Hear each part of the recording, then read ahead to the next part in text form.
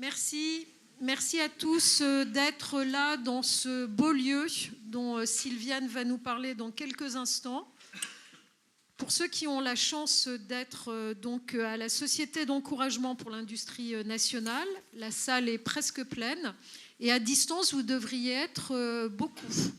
Donc je reprendrai la parole après l'introduction par Sylviane Villaudière et par Louis-Albert de Broglie pour cadrer un peu la séance. Là, je voudrais faire une spéciale dédicace à nos deux hôtes, puisque Sylviane a donc eu l'idée de nous recevoir dans ce très bel endroit.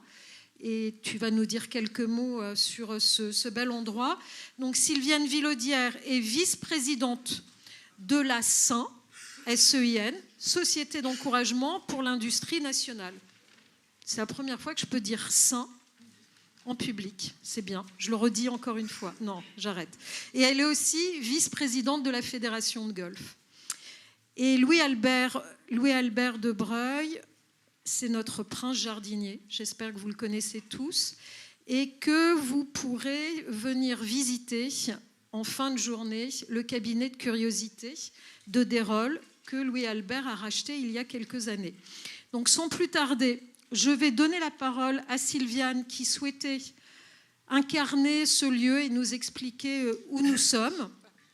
Et ensuite, Louis-Albert parlera de Desrolles et je reprendrai l'ordre du jour qui a été ardemment et très précisément préparé par nos coprésidents Didier Babin et Claire Varret, et Nawal Benalabib qui s'est occupé de presque tout, parce que pour rien vous cacher, je reprends le boulot aujourd'hui. Donc, j'ai juste eu à me mettre dans des chaussons. Donc, voilà. Donc ça, c'était la slide d'introduction. Et maintenant, je te laisse parler. Tu as la zapette. Un grand merci Sylvie et merci à vous tous de nous retrouver ici, dans ce lieu que je suis vraiment très heureuse. Je ne sais pas si je vais savoir l'incarner, mais en l'occurrence, je vais essayer avec tout mon cœur de vous expliquer et vous dire quel est ce lieu et pourquoi nous sommes si heureux d'accueillir ces questions de biodiversité et notre stratégie nationale dans ce domaine.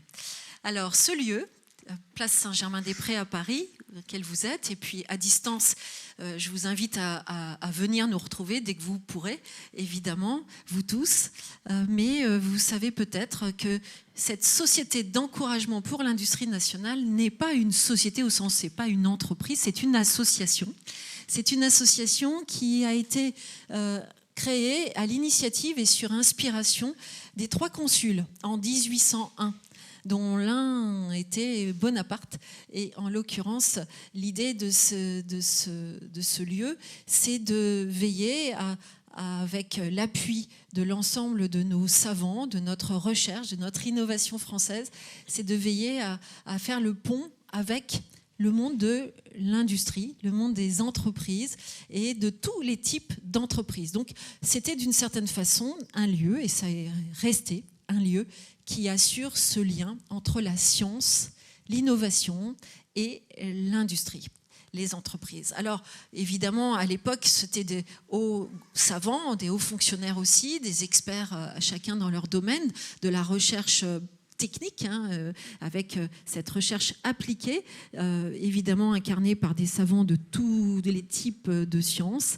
Et nous avons depuis eu cette chance d'être la première association reconnue d'utilité publique en 1824.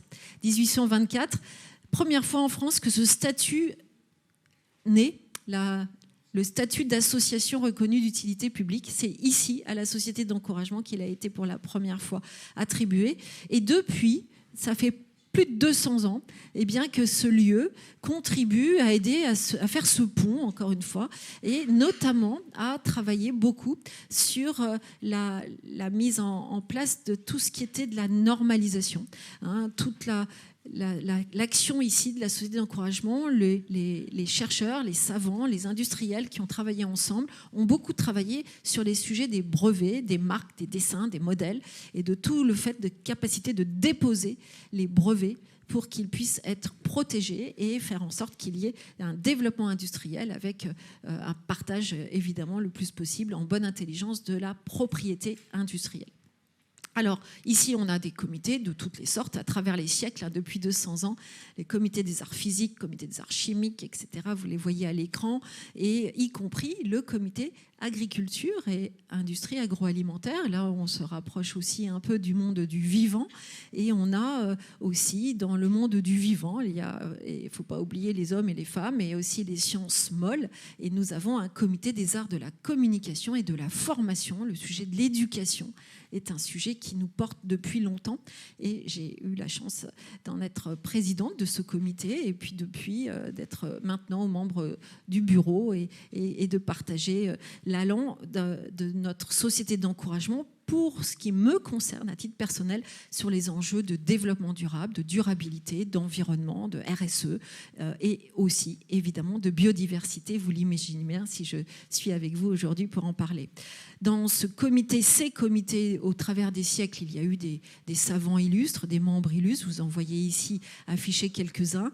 Si vous connaissez le lieu, vous avez peut-être vu leur buste ou leur tableau affichés sur nos murs.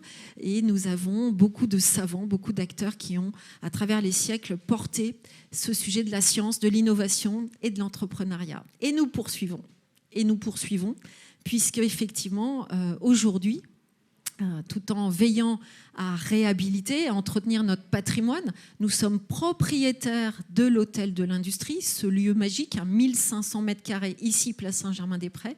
Et nous veillons à entretenir notre patrimoine. Alors, on loue les salles. Aujourd'hui, très exceptionnellement, cette salle est mise à disposition vraiment et gracieusement auprès de Auré. Mais en l'occurrence, on a cette possibilité de louer les salles exclusivement pour des acteurs qui ont la même vocation que nous, le monde de l'entrepreneuriat, le monde de la science, le monde de l'innovation. Et on organise nous-mêmes, évidemment, un certain nombre de conférences, de manifestations, de showrooms, d'expositions, tout type de choses qui permettent de créer ce lien entre la science et l'innovation et les industriels. Et alors, parmi cela, vous le voyez à l'écran, on a des cycles de conférences, c'est ouvert et gratuit, open source, tout ce que l'on fait est open source. Tous nos contenus, toutes nos images, toutes nos conférences, tout est ouvert et gratuit. Vous pouvez vraiment vous inscrire sur notre site et veiller à recevoir notre newsletter et vous inscrire à tout ce que vous voulez. On a évidemment et d'ailleurs, exceptionnellement, cycle. Notre séance sera rediffusée sur le site de Saint. Voilà. On aura la possibilité d'entendre tout ce qui va être dit dans un instant par vous, les intervenants, et vous tous. Ce sera après en replay, ouvert et gratuit, disponible à ceux qui le veulent, et vous pourrez vous-même évidemment pousser les contenus si vous êtes intéressés. On a notamment sur le cycle pour le développement de la science et de l'innovation, c'est un cycle que j'anime, que j'aide à coordonner tous les troisième jeudi de chaque mois. Et chaque mois, il y a un thème différent avec à chaque fois un chercheur et un entrepreneur sur 1h30 de conférence. Et là, souvent, la question de la biodiversité va être traitée d'ailleurs cette année au mois de mai. Et en l'occurrence, on a souvent des sujets sur les questions environnementales ou sur les sujets industriels durables. La durabilité, les questions climat aussi, mais pas que. Voilà, donc regardez si cela vous intéresse. Il y a pour tous les goûts, si je puis dire, et notre grande ambition et notre logique aujourd'hui, c'est évidemment de pousser, porter une renaissance industrielle durable, responsable, dans l'ensemble de nos territoires et dans nos régions, partout en France, et évidemment pas qu'à Paris, place Saint-Germain-des-Prés.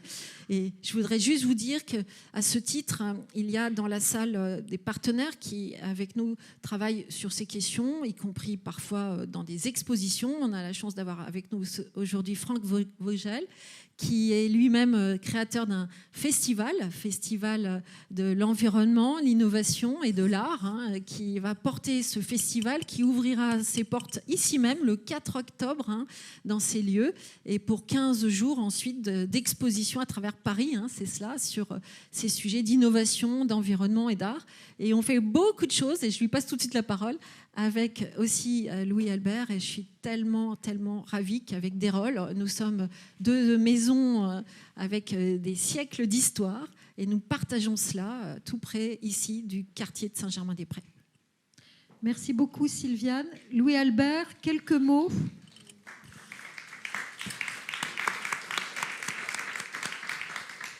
Merci Sylviane de nous accueillir, merci Sylvie de m'accueillir. 1831, je vais commencer comme ça parce que tu as jeté 1804. 1831, c'est la création de cette société scientifique et pédagogique que certains connaissent et pour lequel vous êtes invités à 17h30, je pense, découvrir ce temple de la biodiversité. Ce temple de la biodiversité qui avait pour mission, avec la famille Desrolles, d'émerveiller, de faire la pédagogie du vivant. Ça l'a été dans les écoles, sous Jules Ferry. Ils ont créé le programme de sciences naturelles qui a été diffusé dans le monde entier, avec ce langage universel déjà qui était un tableau vaut mieux qu'un long discours. Mais ce n'était pas uniquement les écoles, ce sont les musées du monde entier qui ont été remplis de ces prouesses artistiques que sont les travaux de taxidermie, on dirait de naturalisation à l'époque, que vous verrez encore chez Desrolles, de tous les sujets autour de l'entomologie, la conchyliologie, la minéralogie, la physique, et j'ai même l'anatomie, parce qu'il y a toujours des pages de pub dans ces cas-là, et on a sorti un ouvrage qui s'appelle Leçons d'anatomie quand on parle de biodiversité. La biodiversité nous inclut, et comprendre comment préserver son corps, c'est exactement ce qu'est la mission aujourd'hui de Desrolles, comment préserver le vivant.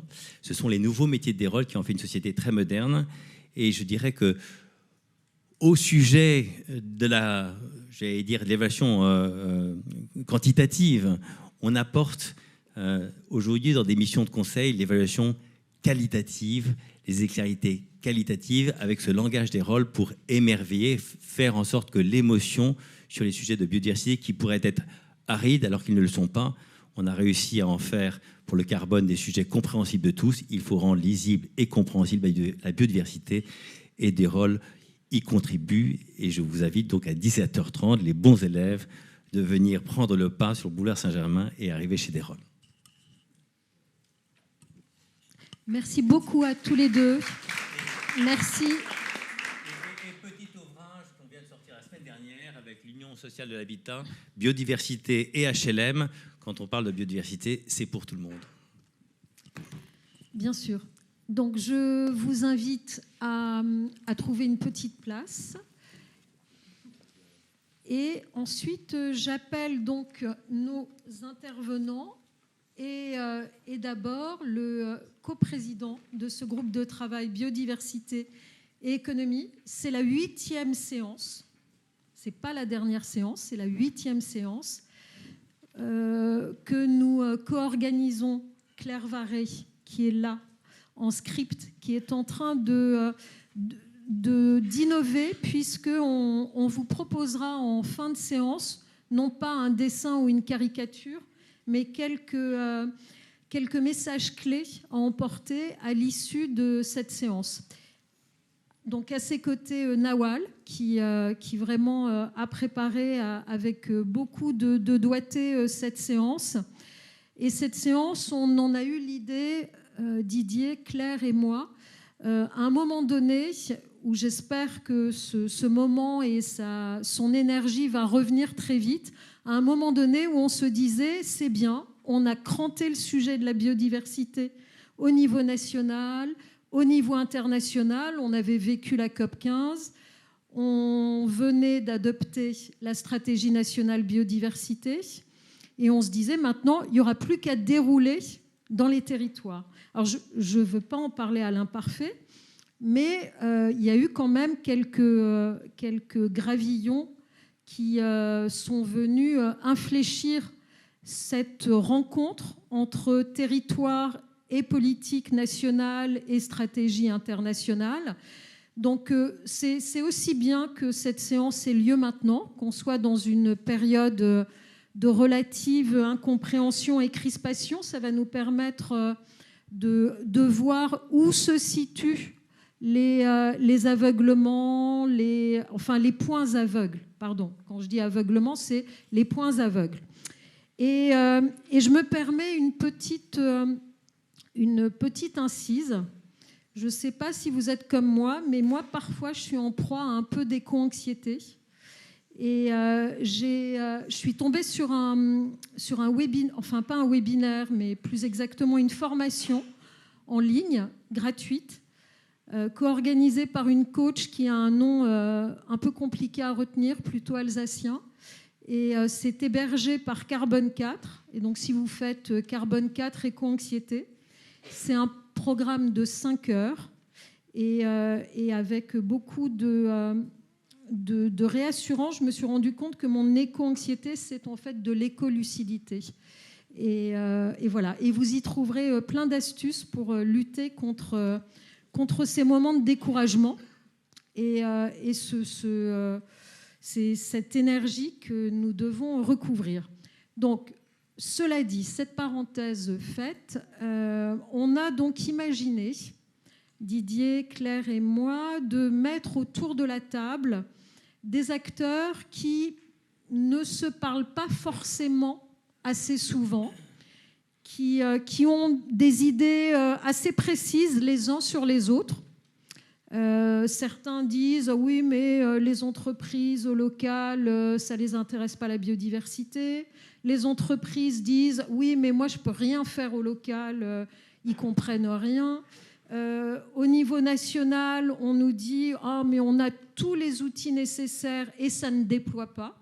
Donc on a décidé que toutes ces personnes allaient s'unir et faire une sorte de dialogue, de réciprocité. C'est-à-dire, qu'est-ce que les entreprises, les acteurs économiques auraient envie de dire aux politiques ?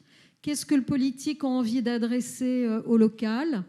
Voilà. Alors, même si on est enregistré, il n'y a pas beaucoup de personnes qui vont aller voir ce replay sur le site. C'est ce que m'a dit Sylviane. Mais sentez-vous libre de parler et la phase des échanges sera de toute façon interrompue et sera remontée après. Donc, je vais vous présenter ce long ordre du jour que nous avons... Pardon. Il est tout au début, l'ordre du jour. On y est. Voilà. Vous voyez, ça, c'est un sacré ordre du jour. Hein. Mais on a déjà fait, on a presque déjà fini les quatre premières lignes.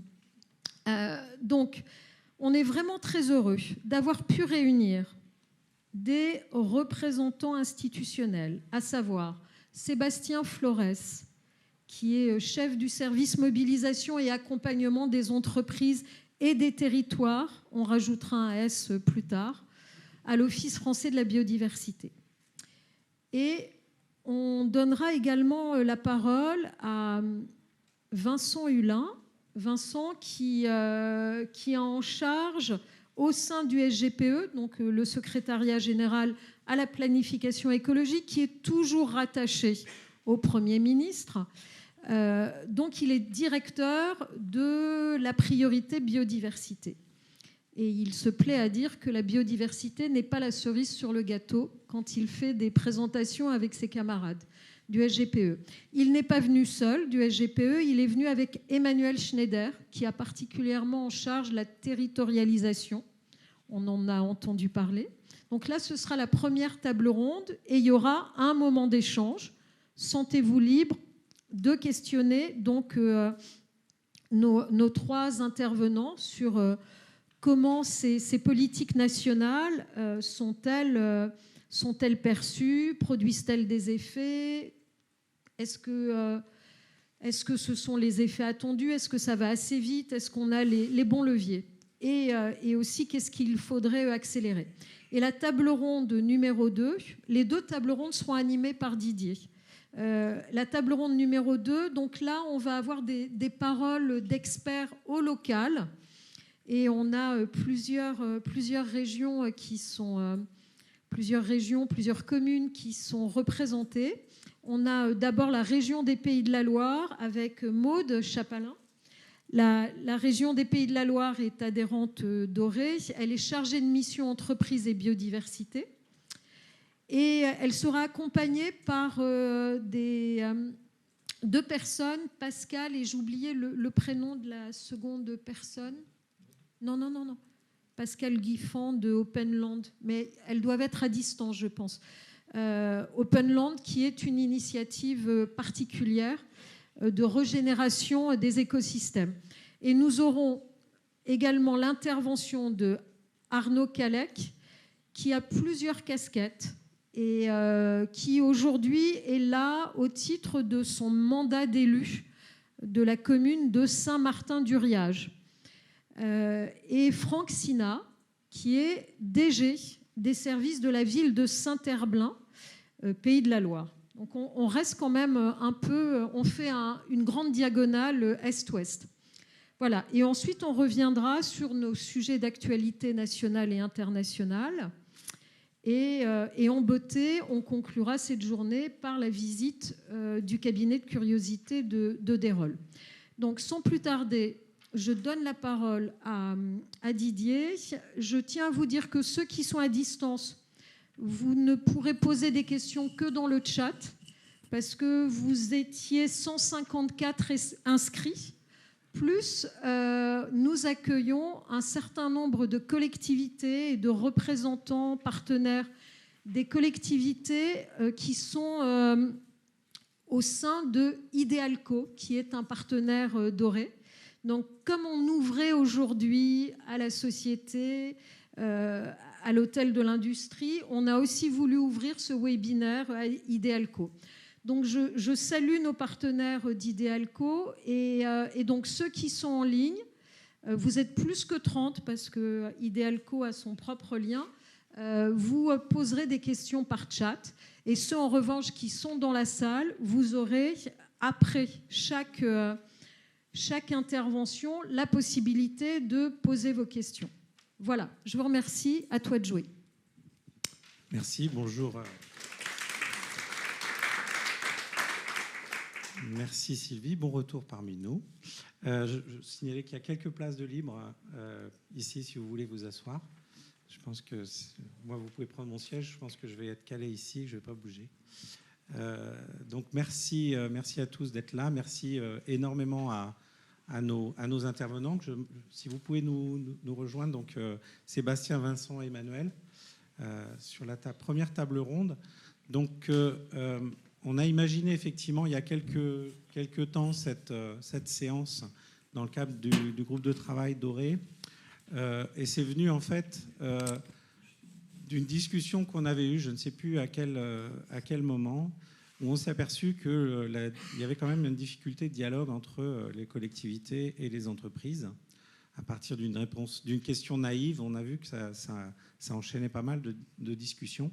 Et donc, on s'est dit que ça serait intéressant de mettre ensemble des acteurs institutionnels à différentes échelles. Donc, c'est pour ça qu'on va avoir l'échelle nationale d'abord et ensuite une échelle plus territorialisée, plus locale, autour d'un thème.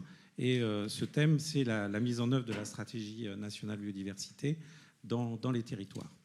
Donc, notre objectif aujourd'hui, c'est de provoquer la discussion. Ce n'est pas de dire qu'on fait les choses forcément bien, mais c'est essayer de mettre le doigt sur des choses qui pourraient éventuellement être améliorées, des questions qui sont encore non résolues, des soucis. Enfin voilà, la discussion, elle doit surtout porter pour nous sur ce qu'on va faire demain et éventuellement ouvrir de nouveaux chantiers. Donc c'est pour ça qu'on a demandé à nos intervenants de ne pas préparer de présentation et de surtout pas trop dire ce qu'ils font de bien. On leur a posé 2 questions. Ils vont avoir le challenge de répondre chacun en quelques minutes seulement, 3-5 minutes sur des questions qui sont complexes. Quand on a préparé, ils étaient quelquefois un peu dubitatifs pour savoir s'ils allaient pouvoir répondre. Mais en tout cas, ce qu'on veut surtout, c'est que autour de ces 2 questions, on puisse ensuite démarrer une discussion et on a prévu environ 3 quarts d'heure pour échanger entre vous et nos intervenants et entre les gens dans le chat et nos intervenants. Voilà, donc je vais poser tout simplement la première question. Et donc je demanderai dans l'ordre à Emmanuel, Vincent et Sébastien d'y répondre. Donc la première question, c'est quels sont les dispositifs biodiversité existants et en cours de déploiement qui nous permettraient de cette mise en œuvre de la stratégie nationale biodiversité dans les territoires. Commençons par Sébastien. Hop, Sébastien Flores, voilà. Pardon, excuse-moi, par Emmanuel. J'avais dit dans cet ordre. Voilà. Moi, je serai le plus concis là-dessus. Donc, bonjour à tous, Emmanuel Schneider. Moi, je suis en charge de la mobilisation des filières économiques au sein du pôle filières et territoires du SGPE. Donc, mon objectif, de manière très succincte, c'est de faire en sorte que les acteurs économiques arrivent à s'approprier, décliner au bon niveau les orientations de la planification écologique, dont la biodiversité est un objectif central. Donc, avant de revenir, donc on a différentes manières d'embarquer les filières. On y reviendra peut-être dans la partie de questions-réponses, notamment sur la base de feuilles de route qui existent déjà, mais qui n'embarquent pas toujours les sujets de biodiversité, puisque historiquement, elles devaient construire des feuilles de route de décarbonation. Donc le nom indique bien que le sujet biodiversité n'est pas encore pris à la hauteur de cet enjeu, mais un certain nombre de groupes de travail sont en cours sous pilotage du ministère de la Transition écologique pour préciser tout ça. Nous, de notre côté planification écologique, mon sujet principal, c'est d'anticiper les besoins en emploi et en compétences pour le sujet biodiversité. On en parle assez peu. En termes de dispositifs, on a un dispositif qui s'appelle l'appel à manifestation d'intérêt, compétences et métiers d'avenir, qui a servi déjà à financer un diagnostic pour anticiper les besoins en emploi sur le génie écologique. Donc je resterai là-dessus, qui est je ne sais pas si j'ose parler de métier ou de famille de métiers, en tout cas important pour décliner les orientations de la SNB. Et un des objectifs de nos travaux futurs, c'est de savoir quels sont les autres métiers dont on en a besoin, d'estimer davantage la volumétrie dont on a besoin, notamment dans les territoires, puisqu'en fait, ce n'est pas tout d'avoir des trajectoires macroéconomiques ou nationales en disant on veut doubler ou faire plus 50% d'emplois, mais en fait, c'est surtout à la maille des territoires, de l'étude et des projets qui émergeront qu'on a besoin de connaître les personnes à former, notamment au niveau Bac+2, Bac+3, qui est un enjeu aussi important à développer. Merci beaucoup. Vincent, compléter sur la même question ? Oui, bonjour à toutes et à tous. Donc effectivement, moi au sein du SGPE, je m'occupe du sujet biodiversité. Vous voyez qu'on a des métiers qui sont parfois un peu différents. Emmanuel est effectivement plutôt sur des sujets de méthodologie, de déploiement vis-à-vis d'un certain nombre d'acteurs. Et puis à côté de ça, et d'un certain nombre d'autres collègues qui ont le même type de métier, on a aussi ce qui est plus mon cas, des gens qui sont plutôt sur des thématiques. Donc on a des collègues sur le climat, sur l'industrie, etc., etc. Et donc moi je m'occupe des sujets d'eau et de biodiversité. Il y a deux sujets pour répondre à cette question. Dans le cadre de la planification écologique, on essaie de déterminer pour l'ensemble des sujets de transition écologique quels sont nos objectifs en 2030-2050, ce sur quoi la France s'est déjà engagée, ce qu'elle a déjà mis en œuvre, dans quelle trajectoire on est, est-ce qu'on met bien en œuvre ce qu'on avait dit qu'on ferait, est-ce qu'on est sur le bon chemin, etc., etc. Et évidemment, on essaie de faire ça sur tous les sujets. Dans le sujet de la biodiversité, ce qui nous permet de définir ce que sont nos engagements et les actions à mettre en œuvre pour les atteindre, c'est très clairement la stratégie nationale pour la biodiversité. Donc si vous ne la connaissez pas encore par cœur, je vous invite à vous y mettre, parce qu'une fois que vous l'aurez compris, vous aurez compris à la fois la stratégie française, mais aussi la planification écologique en termes de biodiversité. Et d'ailleurs, l'axe 1 de cette SNB s'intitule « Reconquérir la biodiversité dans les territoires ». Oui, tout à fait. Mais il y en a bien d'autres. Mais oui, tout à fait. C'est un des axes. Mais donc vous voyez, d'ailleurs, si vous lisez la SNB, vous verrez qu'à la fin, vous avez un sujet en lien avec la planification, la redevabilité, le suivi, et que le SGPE est pleinement impliqué là-dedans. Ça, c'est le national. Et nous, ensuite, donc, quand on travaille ensuite dans les filières, Emmanuel vous a expliqué ce qu'on fait. On fait ça ensuite vis-à-vis de tous les autres collègues. Mon collègue qui travaille sur l'industrie, je passe beaucoup de temps à l'ennuyer pour être vraiment bien sûr que tout ce qui est à la biodiversité est dedans. Même chose avec nos collègues sur l'économie circulaire, etc., etc. Et peut-être, je laisserai ensuite Sébastien nous expliquer ce qui se passe sur la SNB en tant que telle, mais nous, ensuite, on a un dispositif qui est en cours de développement et qui devrait être publié, ou ça devrait arriver dans les heures qui viennent, qui est un dispositif de suivi de cette planification écologique et tous les objectifs que je viens de vous décrire, etc., sur on en est où aujourd'hui, quelle est la cible et à quelle date, et qu'est-ce qu'on donne comme jalon. Donc ça, c'est en cours de publication. Et vous y retrouverez notamment des objectifs liés à la biodiversité. Donc pas tous les objectifs de la SNB, parce qu'évidemment, ce serait trop. Mais en tout cas, on a sélectionné ceux qui nous paraissaient ou les plus visibles ou les plus stratégiques, parce qu'on n'est pas là pour suivre toute la SNB, ce n'est pas notre travail. Mais donc, vous y trouverez les objectifs liés à la biodiversité qui vont vous permettre de savoir au niveau national, dans le plan, qu'est-ce qu'on se donne comme objectif, quels sont les jalons, et qui était censé les mettre en œuvre. Et ensuite, au fil du temps, vous verrez si on atteint ou pas nos objectifs, partant du principe que, bien sûr, on y arrivera. Ça nous rassure. Merci, Vincent. Sébastien, tu as un micro? C'est bon. Ouais, c'est bon. Bon, les deux premiers ont fait très concis, je vais pouvoir développer largement le propos. C'est très dur pour moi, parce qu'à l'Office français de la biodiversité, on est chargé de mettre en place des dispositifs. Donc je pourrais rentrer dans une longue liste à l'après-vert de dispositifs existants. Et la SNB nous invite à en développer des nouveaux, ou en tout cas à renforcer aussi ce qui existe. Je vais essayer quand même de rester dans la concision et de vous donner un peu un point de vue un peu synthétique. Donc mon job à l'OFB, c'est de piloter au niveau siège des dispositifs d'accompagnement et de mobilisation des collectivités et des entreprises. Alors, au niveau siège, dans un établissement de 3000 agents, comment ça se traduit? D'abord, peut-être un focus sur ce qui est déjà en cours, avant même que la stratégie nationale de la biodiversité n'arrive, parce que ce sujet de la mobilisation des acteurs était déjà présent dans l'ADN de la précédente stratégie nationale biodive. Simplement, cette stratégie nationale biodive, à l'époque, ne se faisait sans agence nationale. On a dit qu'on ferait de la mobilisation, mais il a fallu du temps aussi pour installer le sujet. Et on a quand même, ces dernières années, mis en place ces premiers sujets qui maintenant sont comme des noyaux durs sur lesquels la nouvelle stratégie s'accroche et va pouvoir vraiment accélérer. Je prends l'exemple des collectivités. On a mis en place ces dernières années un dispositif, on va dire, un peu d'amorçage. Une collectivité, je mets de côté les collectivités les élus, les collectivités qui n'ont vraiment pas du tout envie d'y aller. Ça existe. Voilà. Je les mets provisoirement de côté. Et je m'intéresse à ceux qui agissent déjà, parce qu'on a pas mal de labels, etc., d'expériences de biodiversité, ou d'élus, de collectivités qui se disent, bon, il y a ce sujet, il y a le climat d'ores et déjà, mais il faut accrocher la biodiversité, je veux l'y aimer, je ne sais pas comment y aller. Et pour ce genre de public-là, on a un dispositif d'amorçage absolument génial qui s'appelle les Atlas de la biodiversité communale. Je vous invite à vous y intéresser. Il y a aujourd'hui à peu près 3500 communes qui, à bas bruit, se sont engagées dans ce dispositif qu'on soutient depuis 2017. Je dis à bas bruit parce que les budgets ne suivaient pas.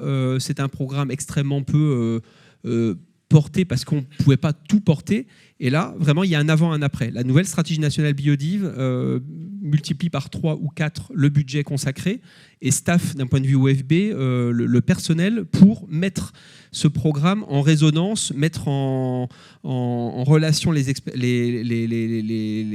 comme une communauté, hein, pour animer ce dispositif. Avant, on était uniquement financeur. Là, on est financeur et on peut vraiment animer maintenant le programme. Et on va vraiment, voilà, l'année dernière, ça a été 7 millions d'euros, ça a été 100 nouveaux projets, et cette année, 15 millions d'euros. Et voilà, on a une vraie trajectoire vraiment intéressante sur ce programme. L'ABC, c'est mieux connaître et mobiliser pour agir. C'est-à-dire que la collectivité qui part sur ce programme, financé par l'OFB, rassemble les données biodiversité, il y en a déjà beaucoup, mais justement les rassemble, en produit une synthèse et complète par des inventaires complémentaires, ce qui semble lui manquer. Il recroise cet inventaire naturaliste complété avec son projet de territoire. Le maire, il veut développer telle zone, il a telle opportunité. C'est l'idée d'avoir une cartographie de synthèse qui croise la connaissance naturaliste et le projet de territoire.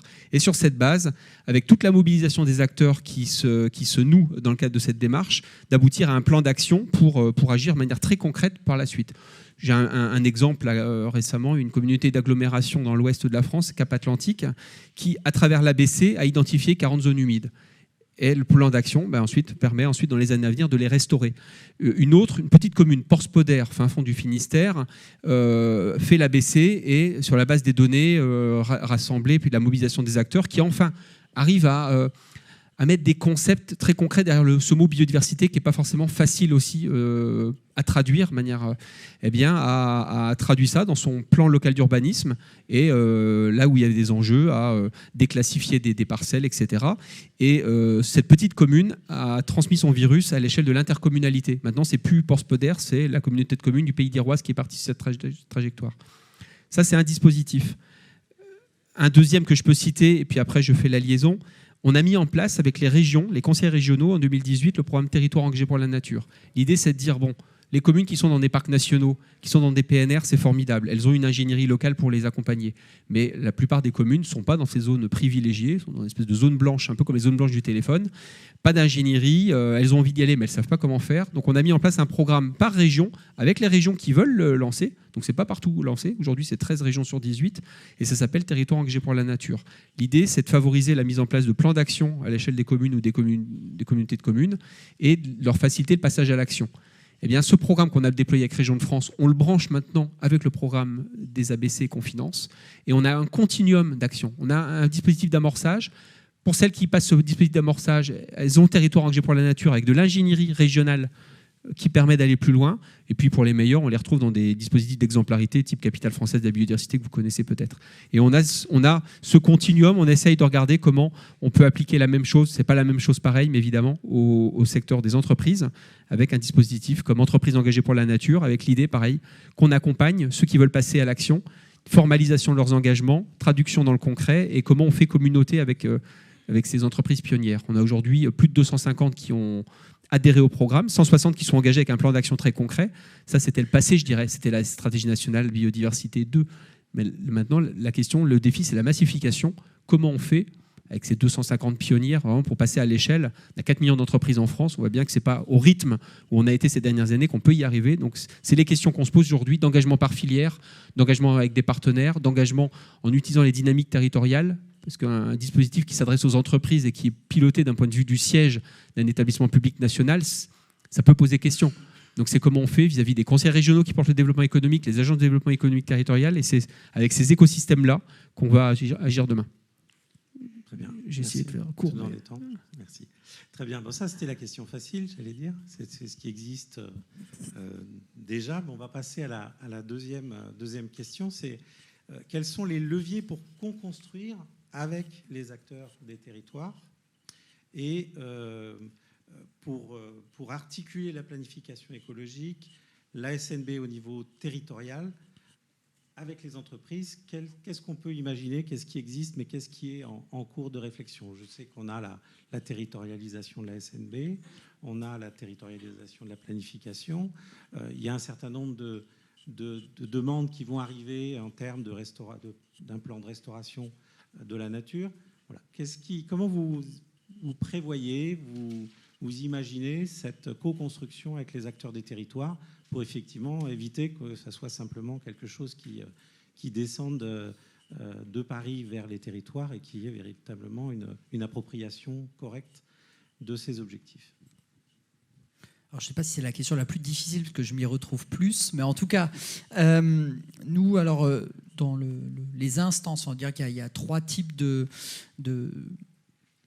d'instances de concertation ou de travaux que nous, on essaye de piloter au niveau national. Premièrement, on travaille avec les filières, on va dire en tant que corps intermédiaire, par exemple ce qu'on appelle les comités stratégiques de filières ou la gouvernance dite article 301, pour la loi climat et résilience, qui ont produit des feuilles de route de décarbonation pour les inciter à faire évoluer ces feuilles de route-là de différentes manières. Intégrer les sujets de ressources et de biodiversité, qui sont en général peu, voire pas présentes pour des questions historiques, puisque ce n'était pas la commande initiale, et aussi pour les faire réviser un certain nombre de leviers pour tenir compte des enjeux, ce qu'on appelle de bouclage chez nous, puisqu'en fait, si on veut assez de bioénergie, assez d'eau, assez d'électricité décarbonée, entre autres, ou même assez de métaux demain, il faut aussi qu'on regarde, qu'on n'ait pas un regard uniquement siloté.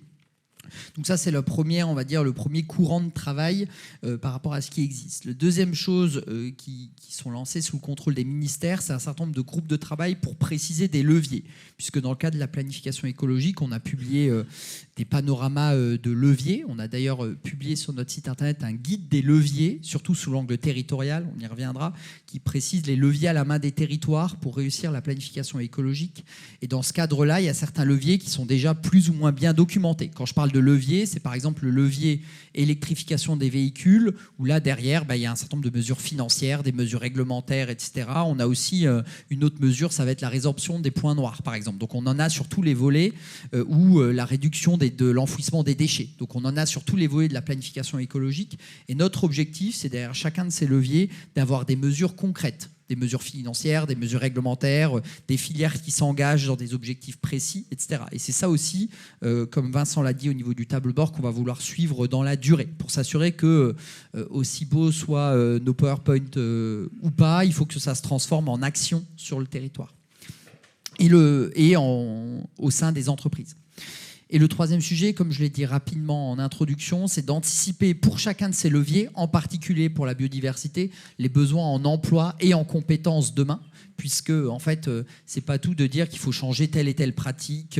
Vous avez parlé de restauration avant ou de projets d'études diverses. En fait, il faut aussi simplement des compétences en ingénierie dans les territoires pour accompagner les entreprises et les collectivités, à la fois côté public, mais aussi côté privé, selon la taille de l'entreprise et les enjeux associés. Et un des enjeux pour nous de travail en ce moment, c'est de cartographier tous ces besoins en emploi et en compétences par rapport aux différentes orientations stratégiques, SNB, et pour la partie biodiversité, la SNB étant la référence principale pour ce sujet-là.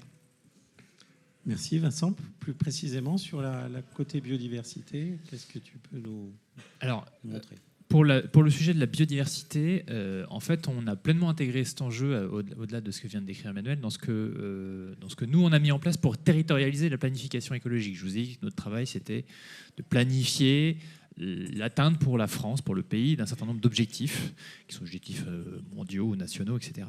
Mais évidemment que pour atteindre au niveau national un certain nombre d'objectifs, on est obligé, l'État est obligé, je le dis, ça peut paraître un peu négatif, mais ça ne l'est pas dans mon esprit, on est obligé de faire le lien avec les territoires et que les territoires se mobilisent sur un certain nombre de sujets. Donc pour territorialiser ça, à partir de la 2e année d'existence du SGPE, donc il y a quelques mois maintenant, on a lancé ce qu'on appelle des COP de la planification écologique. On a parfois des noms qui sont assez peu modestes. Donc les COP de la planification écologique, qu'est-ce que c'est ? C'est dans chacune des régions, parce que c'est comme ça qu'on commence, mais évidemment ce sera probablement pas suffisant et vous allez voir le processus est très souple, donc on peut faire autrement, mais en tout cas nous on commence au niveau des régions. Et donc le préfet de région avec le conseil régional organise des débats avec les collectivités, les acteurs du territoire, etc., la société civile, les entreprises, enfin voilà, toutes les structures, organisent des discussions sur, au sein de mon territoire, au sein de ma région, où j'en suis de la planification écologique, quelle est ma contribution à l'atteinte des objectifs nationaux qui ont été par ailleurs travaillés. Et puis Emmanuel vous a parlé des leviers. Eh bien, il y a aussi qu'est-ce que j'ai comme levier à ma disposition, lesquels j'ai déjà activés, quels sont les objectifs sur lesquels j'ai déjà des engagements, ceux sur lesquels je n'en ai pas, est-ce que ces engagements sont suffisants, etc. L'objectif, c'est vraiment de traiter tous ces sujets-là, les objectifs, les leviers, les moyens, les résultats, et qu'il y ait une vraie discussion au sein de tes territoires, avec ensuite un sujet d'aller-retour entre ce niveau régional et le niveau national, parce que comme vous l'a dit Emmanuel, on a parfois des sujets de bouclage, parce que par exemple, on peut très bien imaginer, et c'est d'ailleurs le cas, que certaines régions imaginent qu'elles vont électrifier un certain nombre de véhicules et en faisant ça, en fait, elles consomment la totalité des ressources nécessaires pour l'électrification au niveau national. Donc au-delà du fait que peut-être que ça n'est pas très réaliste, ça peut poser des problèmes vis-à-vis des autres territoires. Donc il y a un moment où, je vous donne juste cet exemple-là, mais il y en a plein d'autres, où éventuellement c'est intéressant que ça remonte au niveau national, qu'on confronte tout ça et qu'il y ait ensuite un exercice d'aller-retour.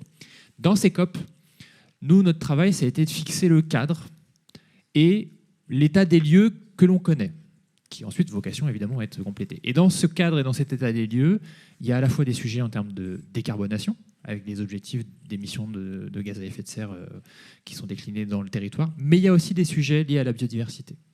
Et pour faire ça, comment est-ce qu'on a fait ? On a pris en fait la SNB, encore une fois, je vous ai dit, c'était notre ligne de base, donc ça reste le cas. Et là-dedans, on a identifié ce qui était très clairement lié au territoire.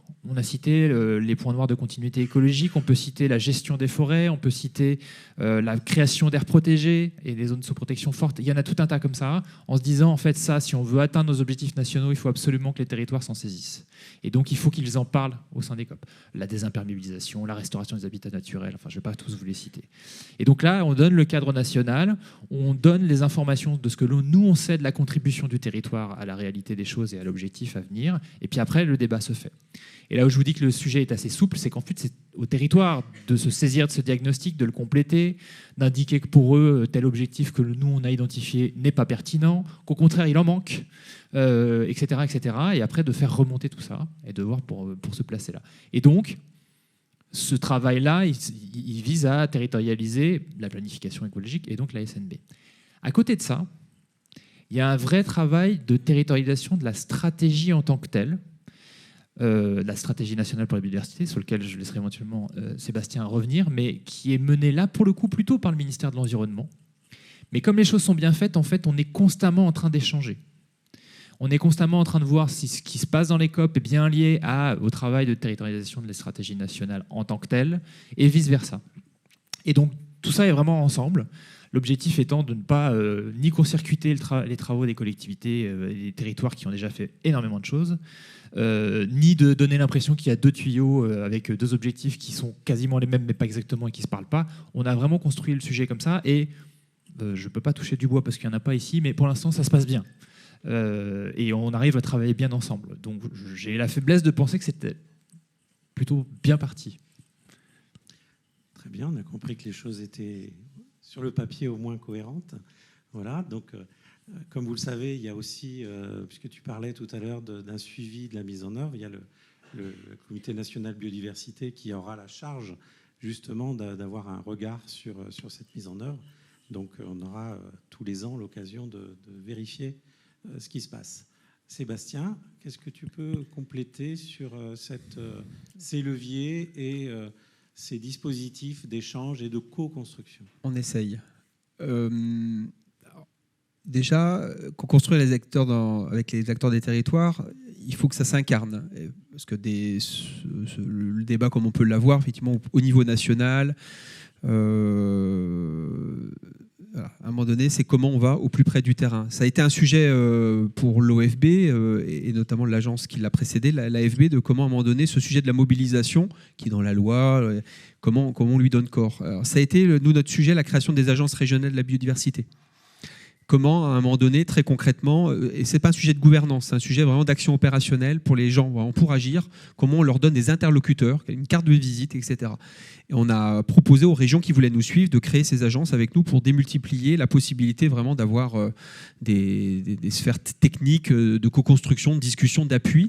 Et ces agences, voilà, on en a fait naître 1, 2, 3. Aujourd'hui, ce sont 11 agences. Une 12e est en train de naître, en tout cas sous un concept un petit peu différent en Auvergne-Rhône-Alpes également, pour offrir aux acteurs entreprises, aux acteurs collectivités, tout de suite des équipes avec qui échanger, des équipes qui mettent en réseau, voilà, et qui favorisent en ingénierie technique et financière, communiquer les bons appels à projets, développer les formations qui vont bien. Donc c'est très concret, très opérationnel ce qui se met en place avec ce réseau des ARB. Ça facilite la co-construction. Maintenant, les régions, ça reste grand. Grand Est pour les plus grandes, Auvergne-Rhône-Alpes, Nouvelle-Aquitaine. Nouvelle-Aquitaine, c'est l'Autriche. Aura, je crois que c'est l'Irlande. Et donc, à un moment donné, c'est comment on fait pareil. Dans le dernier kilomètre, la question des intercommunalités. Alors, même si, effectivement, vous l'avez vu, dans la dernière décennie, on avait les intercommunalités un peu à la papa avec 14, 15 communes. Maintenant, on a des intercos dites XXL avec 40, 50, 70 communes. Donc déjà, ce sujet en soi, pour les élus de terrain, pour les acteurs de terrain, une intercommunalité, c'est déjà très grand. C'est quand même un échelon pour nous qui est quand même intéressant, dont on veut se saisir. Donc on s'en saisit comment? En dialoguant, en mettant en place un dialogue formel avec la tête de réseau, Intercommunalité de France, mais surtout au niveau du terrain, d'essayer de voir comment les intercommunalités se sont organisées sur le sujet. Ont-elles des ingénieurs écologues dans leurs effectifs? Si oui, on les recense, on les met en réseau. Et ça, ce que je viens de vous décrire, on ne l'a pas encore fait. C'est une action qu'on a prévu de faire dans le cadre de la SNB et qu'on va s'offrir grâce au projet européen qu'on a déposé et qui a été accepté à la Commission européenne en fin d'année, donc le grand projet européen Life Biodiversité France, qui va nous amener 50 millions d'euros, 30 ETP hors plafond supplémentaires en plus des moyens qu'a mis en place le gouvernement. Donc on a vraiment des cartes à jouer qui sont intéressantes et on va regarder de manière plus précise avec cet échelon interco comment on va au plus près du terrain. Et j'espère que ça facilitera cette co-construction. Un troisième sujet pour illustrer également un angle qui me semble important de mettre sur la table, la question de la formation. Formation des entreprises, on n'a pas fait tout seul. On a soutenu un projet qui avait mis en place la LPO avec le MEDEF. Maintenant, on a un beau MOOC, c'est le MOOC LPO MEDEF, mais qu'on soutient. Voilà. Alors, c'est peut-être pas non plus tout ce qui... voilà, il faudra certainement aller plus loin, mais au moins, on part de quelque chose. Côté des collectivités, l'OFB ne va pas se mettre à développer tout seul des formations pour les collectivités. Depuis l'après-guerre, on a le CNFPT qui fait ça très bien. Pour les agents de collectivité, ça tombe bien, le CNFPT, qui est le Centre national de formation de toute la fonction publique territoriale, toute catégorie, elle vient de renverser la table. Elle vient d'engager un plan vraiment, sous, j'imagine, l'égide du gouvernement également, et ça s'inscrit dans la planif écologique, un plan de formation vraiment sur la transition écologique très accéléré. Eh bien, on est en partenariat avec le CNFPT, on vient renforcer les formations, je dirais classiques, espace vert, zéro phyto, comme on faisait il y a 10 ans. Mais maintenant, on travaille avec le CNFPT sur les politiques d'aménagement, d'urbanisme, on travaille sur le niveau A+, un peu l'ENA des collectivités, qui est à Strasbourg, qui forment les DGS, les DGA, pour insuffler dans tous les échelons de l'organigramme ces enjeux de biodiversité. C'est un exemple c'est de la co-construction, d'abord de partenariats de formation, etc. L'OFB n'impose pas ses programmes, il y a de l'écoute des besoins et puis on essaye de construire ensemble. Voilà, par touche un peu impressionniste, deux, trois sujets qui me paraissaient intéressants de soulever. Et puis évidemment les partenaires nationaux, tête de réseau. Alors ça peut se décliner en région, mais on a des réseaux vraiment très actifs, très diversifiés dans le domaine de la biodiversité déjà, mais au-delà, dans le secteur des réseaux d'entreprise, dans le secteur des réseaux de l'économie sociale et solidaire, etc. Eh bien, comment ces réseaux-là sont en train de bouger sur la biodiversité, comment on peut les soutenir et comment on va essayer de faire écosystème en favorisant des coalitions interréseaux. Ça se fait à travers notre activité au quotidien, ça se fait à travers un programme qu'on a mis en place qui s'appelle Partenaires engagés pour la nature, qui n'est pas financé, il n'y a pas de financement immédiatement à la clé, mais c'est les réseaux se font connaître, on les accompagne et puis on essaye de faire communauté. Et puis à travers des événements qu'on met en place depuis 2 ans, des événements un peu massifs, donc on a ce forum biodiversité économique qui existait déjà mais qu'on reproduit maintenant tous les 2 ans. Le prochain se tiendra en octobre, mi-novembre à la Cité des Sciences et de la Villette, forum biodiversité entreprise, donc qui s'adresse vraiment aux entreprises, et son pendant pour les collectivités qu'on a fait à Montpellier. 1000 participants, c'était les rencontres biodiversité et territoire en décembre et qu'on reproduira l'an prochain avec ce cycle qui permet quand même d'avoir des rencontres physiques parce que la visio c'est bien, mais on est content comme une journée comme aujourd'hui également d'organiser des choses en présentiel et de faire passer des messages. Merci à vous trois pour cette introduction. Donc on va introduire la table ronde numéro 2, toujours animée par Didier, si tu tiens le choc. Donc là, ce sont des paroles d'experts au local, dans les territoires. Et donc, nous avons le plaisir d'accueillir donc, la région Pays de la Loire avec Maude Chapalin qui commencera par répondre aux questions et Pascale Guiffan qui est donc cofondatrice de ce très beau projet Open Land. Et ensuite, nous donnerons la parole à Arnaud Calec qui est dans cette belle région au-dessus de Grenoble, qui est à Saint-Martin-d'Uriage. Et ensuite, Franck Sinat, tu pourras nous dire ton expérience de DG à Saint-Herblain. Comment ça se passe au local ? Donc là, tu as vu qu'on se parle librement, tranquillement. Comment ça se passe ? Comment on déploie les politiques nationales ? Et surtout, quelle appétence les entreprises au local pour la biodiversité. Voilà. Donc Didier, à toi de jouer. Très bien, merci. Donc deuxième table ronde avec une autre grande question. Est-ce qu'on peut la mettre il est là, la zapette est là. Donc la question, c'est quels sont les dispositifs déjà existants et aligné avec les objectifs de la planification écologique et de la stratégie nationale biodiversité dans les territoires et quelle coordination concrète avec les dispositifs nationaux. Donc, bien entendu, dans les territoires, il y a déjà eu beaucoup de choses qui se sont faites pour la biodiversité. Donc, on voulait partir de ce constat pour ensuite vous poser une question sur la suite. Donc, je passe le micro directement à Maude pour nous expliquer pas simplement ce que fait votre région, mais comment vous situez le travail, les actions que peuvent mener des régions par rapport à ces questions. Et quelles leçons on peut en apprendre tous, que ce soit les acteurs nationaux dont on a eu la présentation avant, mais aussi le lien avec les entreprises. Et vous êtes particulièrement bien branché sur ces questions, si j'ai bien compris. Oui, bonjour à tous. Donc, Maud Chapalin, chargée de mission entreprise et biodiversité. Alors, pour vous parler un peu des dispositifs qui existent en région, bon, je vais parler un petit peu du dispositif qui se fait en région, notamment la stratégie régionale de biodiversité, qui répond en partie à la SNB.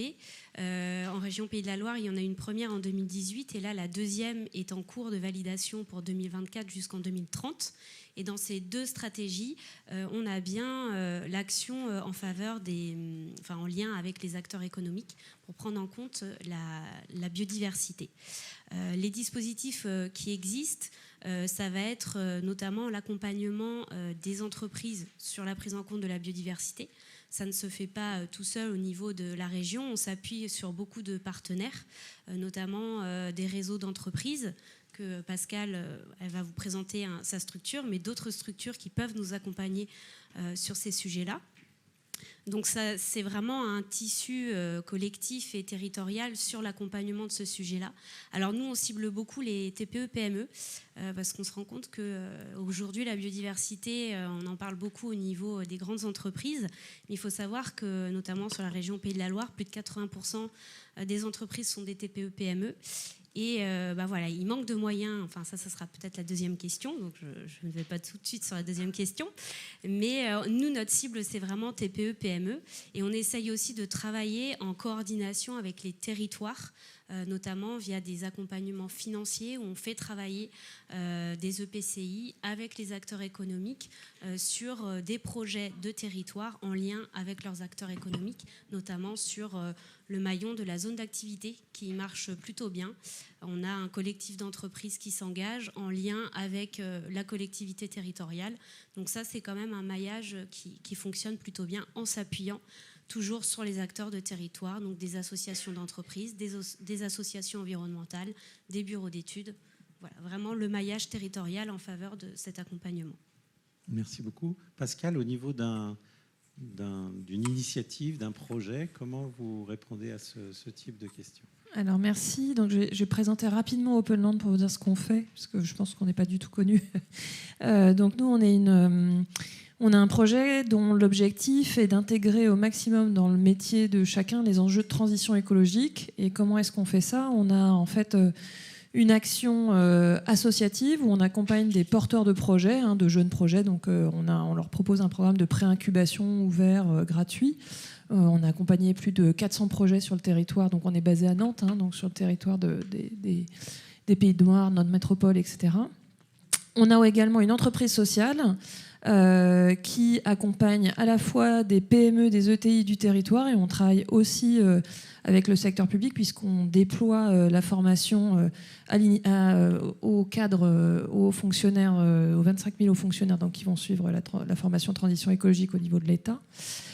Et donc notre, je dirais, territoire de jeu, c'est principalement en fait des entreprises, comme tu disais, PME, ETI, qui se posent des questions autour de la transition écologique.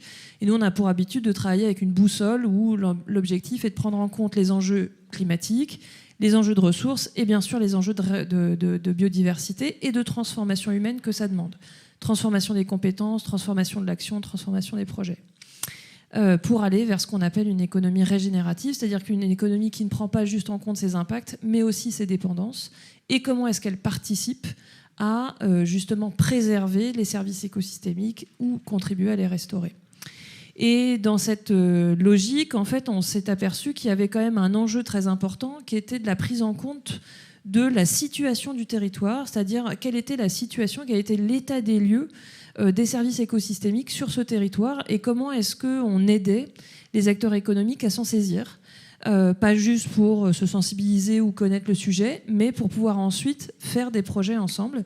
Et donc on a lancé un projet qui s'appelle Regenerate.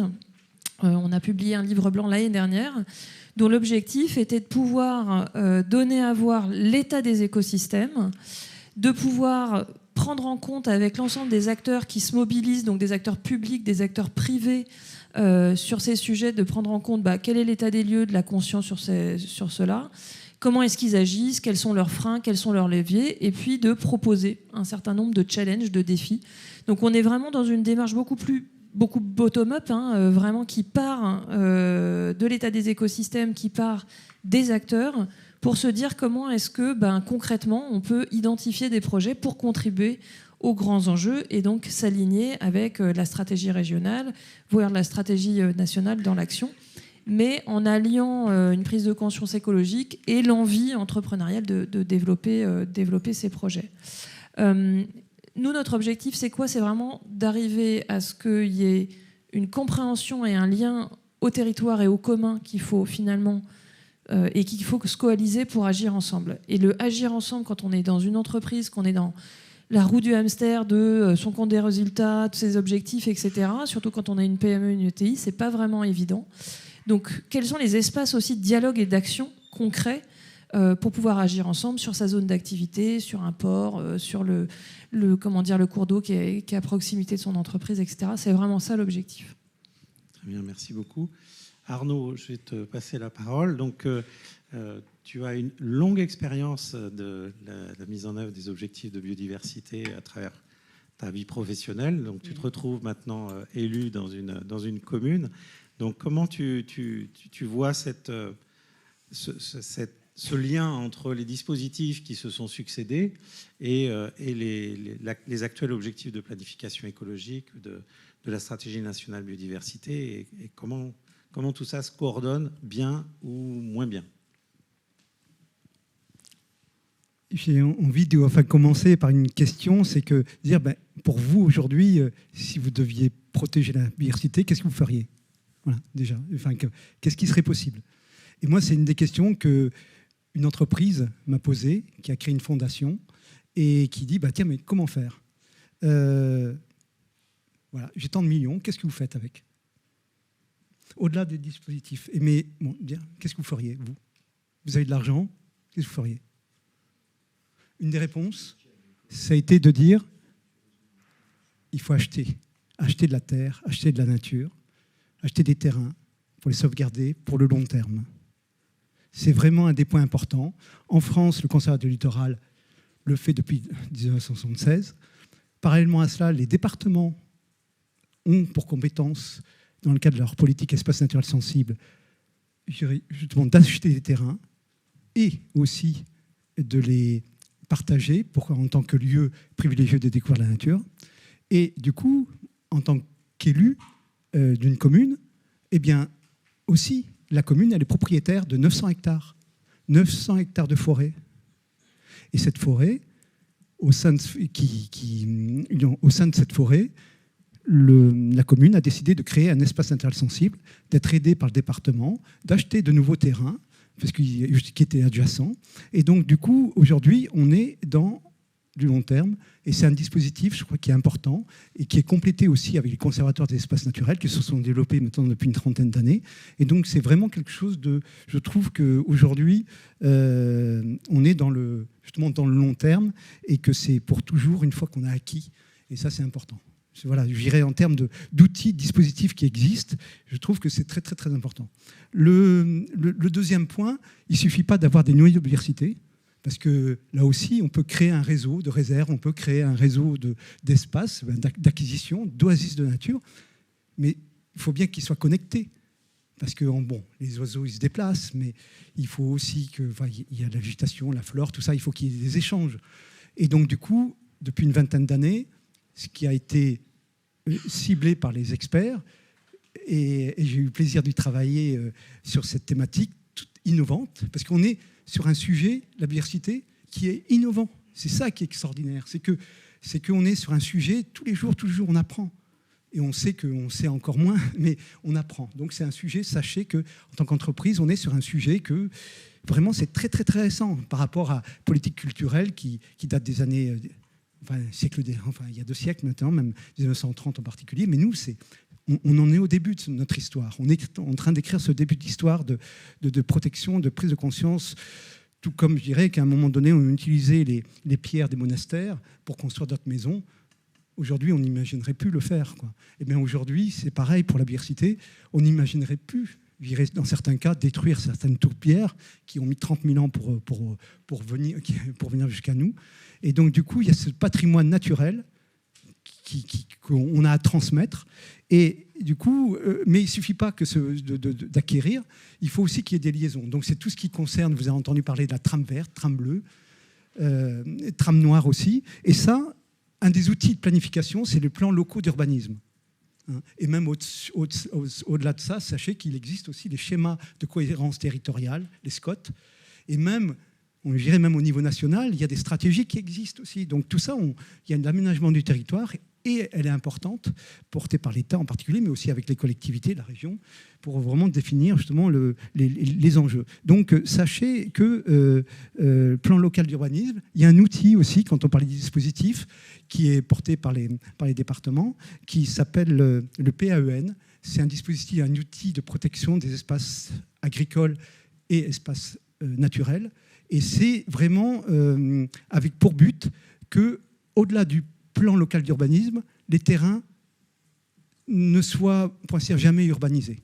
Donc c'est un outil qui est fort, qui est en train de se mettre en place petit à petit. Et que sur notre commune, on est en train, Saint-Martin-du-Riage, de mettre en place cet outil avec l'aide du département et de la communauté de communes. Troisième point, qui me semble aussi important, c'est la question de la gestion. Et qu'on voit bien que même en tant qu'entreprise, en tant que collectivité, en tant que citoyen, propriétaire, eh bien, on va pouvoir faire de la fouche tardive, on va pouvoir ne plus utiliser de pesticides, et ça, c'est un des points de levier les plus extraordinaires qui puissent exister. Arrêtons d'utiliser ce type de produit partout où c'est possible. Vraiment, c'est une des plus belles mesures qu'on peut faire, enfin faire de la biodiversité. Et comme nous, sur la commune de Saint-Martin-du-Riage, on est propriétaire de la forêt, qui rapporte, on va dire, 150 000 euros, quand même. C'est une activité économique. Mais on a décidé que de janvier à août, il n'y aurait plus de coupe forestière. On va couper le bois d'août à décembre. Ça ne coûte rien à la commune. Et c'est tout bénéfice pour la biodiversité. Bien sûr, c'est une contrainte. C'est sûr, c'est une contrainte pour les entreprises d'exploitation. C'est une contrainte, mais en fin de compte, c'est possible. Et donc, de dire que, enfin, l'autre point qui est important, c'est la connaissance. Parce que si on ne nomme pas, ça n'existe pas. Et que du coup, c'est vraiment ce point de levier de connaissance, il est fondamental. Et aujourd'hui, on arrive là, aujourd'hui, moi je vis une expérience extraordinaire, c'est que grâce au réseau, grâce au travail qui est fait du muséum, de l'État, des régions, de l'INPN, c'est l'inventaire national patrimoine naturel, et maintenant vous tapez Biodive, votre région, vous allez avoir la liste des espèces qui sont présentes. Et donc, du coup, ça, maintenant, c'est vraiment c'est important que vous sachiez qu'on peut, sur votre commune, là où vous êtes, connaître cette biodiversité qui vit à côté de nous, ils vivent à côté de nous. Et dernier point, et qui est vraiment un point sur lequel on est confronté en tant que collectivité. Et là, de ce point de vue-là, on parlait de compétences, de dire, mais la commune, elle est compétente. En quoi ? Elle a les écoles, on a un certain nombre de compétences, enfin oui, et en particulier les écoles, mais aussi on aide, il y a le CCAS, enfin bon. Mais la question du partage de l'espace, nous on le voit au niveau de la forêt. Aujourd'hui, il y a des activités sportives, des activités de chasse, il y a des événements, il y a la découverte de la nature, il y a des nouvelles activités, vététistes, et puis il y a l'économie aussi, l'exploitation, et tout ça, il y a un nouveau rôle là, justement, de la commune, c'est que de faire en sorte qu'il y ait un partage de l'espace. Et que ça, c'est aussi un nouveau défi, de faire en sorte que, justement, cette diversité, on l'intègre dans ce partage de l'espace. Merci beaucoup Arnaud. On va passer la parole à Franck, qui est moins expert que toi en biodiversité. C'est pas de lui faire ombrage, je le sais. Voilà, il le reconnaît. Mais justement, je trouvais intéressant d'avoir le point de vue d'un directeur général d'une commune quand même relativement importante pour voir comment ces préoccupations de transition écologique et plus particulièrement de biodiversité étaient prises en compte déjà à l'échelle, donc à cette échelle de la commune, et quelles sont les coordinations qui peuvent être faites par rapport aux dispositifs nationaux. On y reviendra après aux freins, mais déjà, dans ce qui existe, Comment tu vois la possibilité pour toi, en tant que directeur général, d'influer sur cette mise en œuvre? Bon, tout d'abord, c'est compliqué, quoi. Moi, je trouve que notre sujet est super compliqué. Parle bien dans le micro. Je trouve que, ouais, complexe, mais si vous mettez un élu de base dans la salle, là, il s'en va en courant parce que c'est un thème, la biodiversité, et la commune, elle a la clause générale de compétences. Donc, en fait, bon, on reviendra là-dessus, mais c'est fondamental. Deux préalables avant de répondre précisément à la première question. Le premier préalable, c'est qu'il faut bien comprendre que nous, les collectivités, notre cadre de réflexion, c'est la compétence. On réfléchit en termes de compétences, au sens juridique. Pas la compétence, je sais faire la compétence. Avec un petit souci, c'est que, enfin, qui est pour... C'est une répartition des compétences avec nos collègues de la région, nos collègues. On parle du bloc communal. Souvent, on a évoqué les EPCI. Les EPCI, je ne sais pas ce que c'est, c'est les établissements publics de coopération intercommunale. C'est l'interco, communauté de communes, communauté d'agglo, métropole. Le département a ses compétences, la région a ses compétences. Nous avons des compétences obligatoires et on a une clause générale de compétences. C'est-à-dire qu'on peut faire tout ce qu'on veut, sauf ce qui est déjà dévolu aux autres. Et la métropole, donc le bassin de vie, 24 communes chez nous, a des compétences limitées. Donc il faut bien savoir que nous, on raisonne à partir de cette idée de compétences. Le deuxième préalable, c'est que Saint-Herblain, pour que vous le situiez, c'est 50 000 habitants, donc dans une métropole qui en compte plus de 600 000, 700 000. Mais c'est 50 000 habitants, c'est plus de 42 000 emplois. Donc on n'est pas fâché avec les industries, que ce soit, il y a de l'hospitalier, privé, public, il y a du portuaire, puisque on est entre Saint-Nazaire et à l'entrée de Nantes, il y a du tertiaire, il y a de grosses zones commerciales, Atlantis pour ceux qui vont en vacances en Bretagne et qui font du covoiturage à cet endroit-là. Donc il y a un tissu économique. Et on parle de beaucoup de choses avec vous. On parle d'insertion, on parle d'emploi, on se fâche un peu sur la lumière, vous n'êtes pas content sur notre gestion des gens du voyage, etc., etc. Mais biodiversité, on est toujours d'accord, on n'en parle jamais. Moi, je n'ai jamais de discussion avec les entreprises sur ce sujet. Donc ça, ce sont les deux préalables. Alors, pour répondre plus précisément, nous, on peut intervenir sur notre patrimoine. Alors, on a parlé, donc je ne reviens pas sur ce que tu disais, Arnaud, sur le mode de gestion. Donc, le mode de gestion, ça peut sembler comme ça léger au niveau du sujet. Mais vous savez, si on introduit des codes dans le mode de gestion, on va passer de tonte ou on va passer de produits phytosanitaires plusieurs fois par an à des zones qui sont sanctuarisées où on n'intervient plus. En code, par exemple, le code 6, qui était chez nous le code le plus naturel. Donc, ça nécessite une cartographie complète d'une commune, c'est 3000 hectares chez nous. C'est une façon d'intervenir. Donc, sur notre propre patrimoine. Il y a un deuxième élément, c'est acquérir. Effectivement, pour ceux qui ont de l'argent, il faut acquérir. C'est pas bien vu quand une ville acquiert, c'est pas bien vu. D'abord parce qu'on acquiert avec l'argent de l'impôt.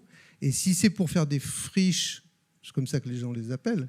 Et si on ne sait pas bien vendre cette histoire de biodiversité, c'est pas très bien vu. Donc, notre patrimoine, on intervient comme ça.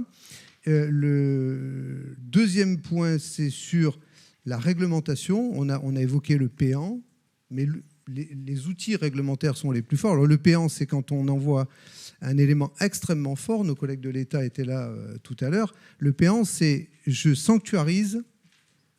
Et contrairement à la loi, je ne pourrai plus y toucher, puisque si je veux désanctuariser, il faudra que j'en passe par l'État.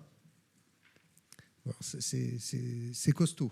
Donc le PAN, et puis toute la mécanique des plumes. Alors le plume, c'est ni plus ni moins que le plume métropolitain, interco, puisque vous savez que dans le choc de simplification, la compétence, le permis reste signé par l'élu local, mais la réglementation, la gestion du sol, le PLU est de compétences intercommunales, ainsi que le PLH. Donc on a deux entités qui se partagent des bouts de compétences.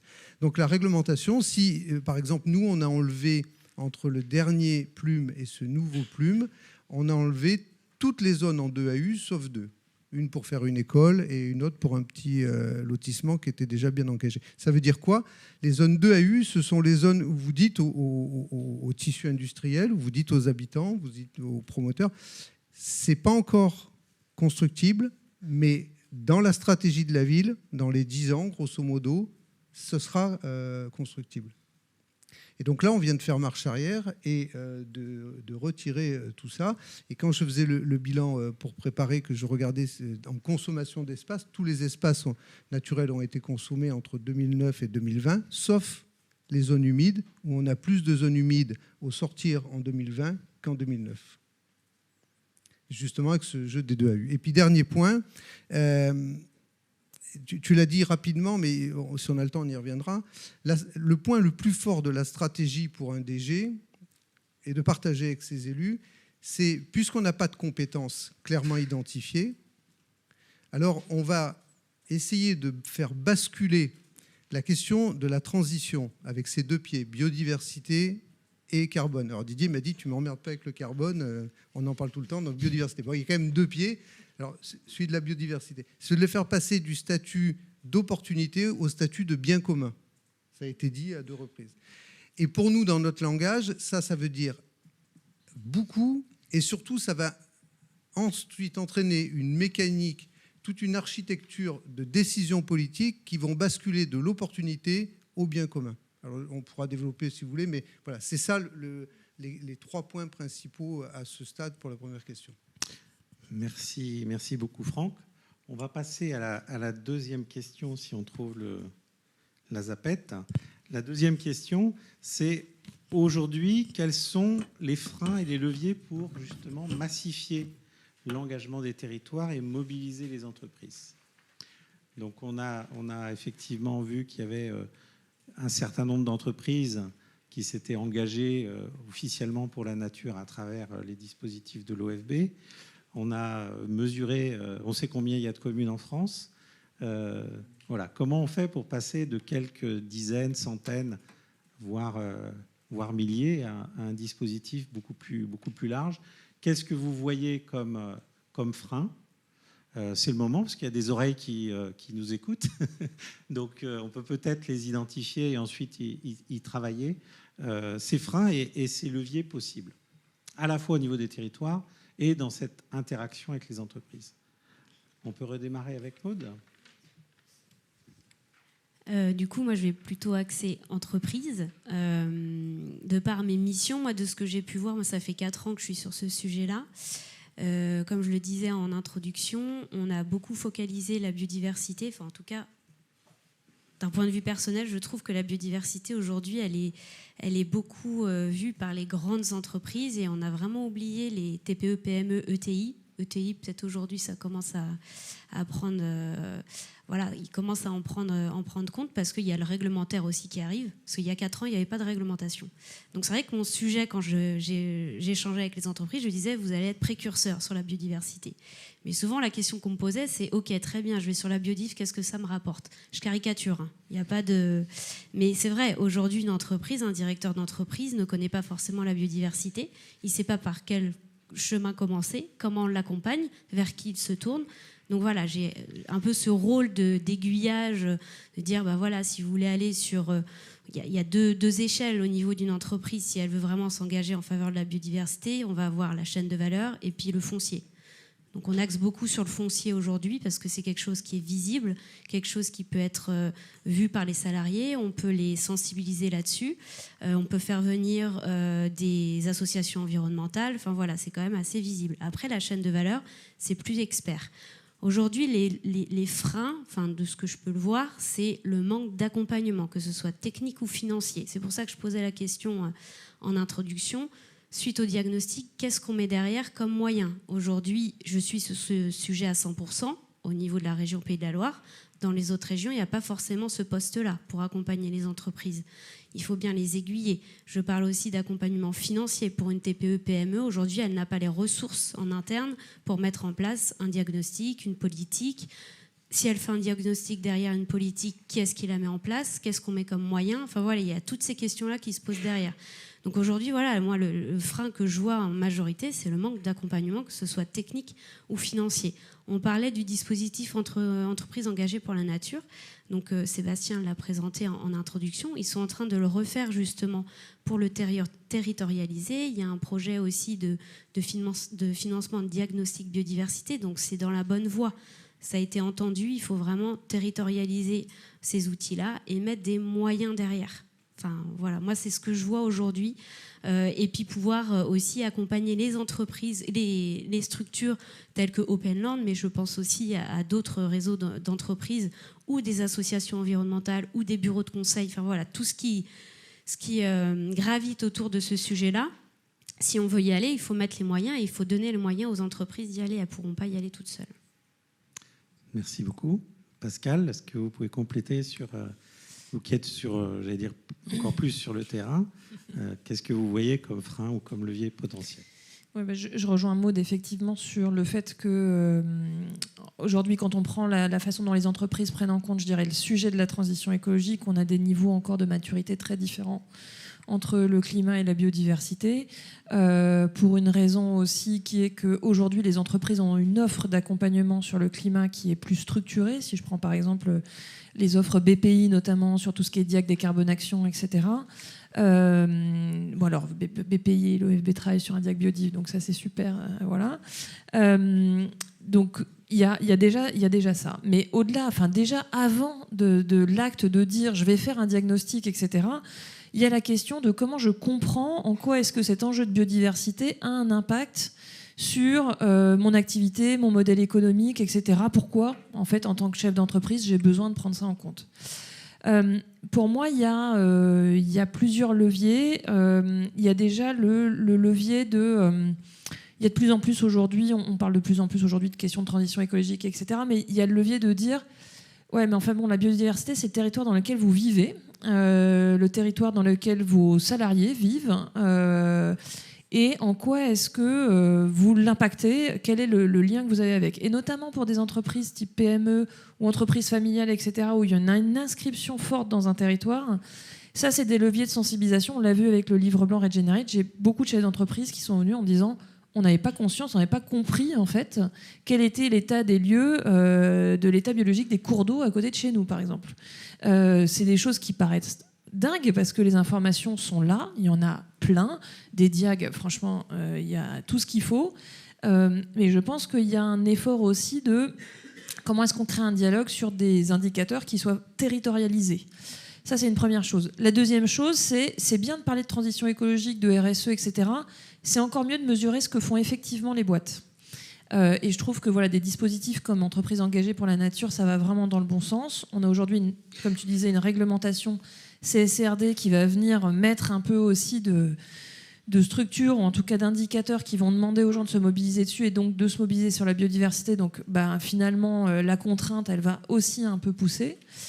Mais si on espère que ce soit juste la contrainte qui fasse bouger les chefs d'entreprise, chefs et chefs d'entreprise, franchement, il ne va pas se passer grand-chose. Ça fait 20 ans, 25 ans qu'on parle de RSE.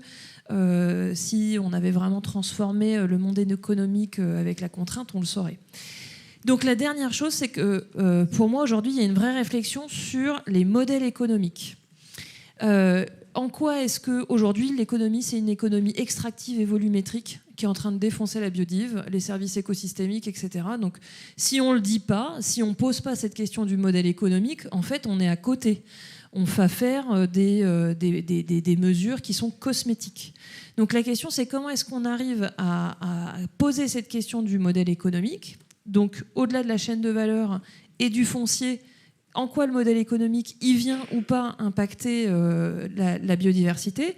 Et deuxième chose, peut-être aussi, et c'est aussi le but des projets comme Regenerate, se poser la question de quels sont les modèles économiques qui vont servir la préservation et la restauration des écosystèmes, qui potentiellement, pourquoi pas, vont aussi aider les écosystèmes à se défendre face à des décisions ou des financements qui vont venir les impacter. Et là, on est beaucoup plus en avance de phase, mais je crois que vraiment cette question du modèle économique, et moi j'ai pas du tout les réponses, hein, c'est pas l'objectif, mais Je pense que territorialement, poser des espaces de dialogue et d'expérimentation sur ces sujets où on va se planter, où on va faire des trucs parfois qui seront peut-être pas à la hauteur ou qui seront super, c'est par l'action, en fait. C'est par le comment qu'on va arriver à ça. Je pense qu'aujourd'hui, il y a plein de projets portés par des collectivités en territorial. Je pense par exemple à ce qu'a fait La Rochelle avec le marais de Tadon, avec l'entreprise Charrier, sur de la restauration, comment l'entreprise Charrier se pose des questions de renouvellement de son modèle économique là-dessus.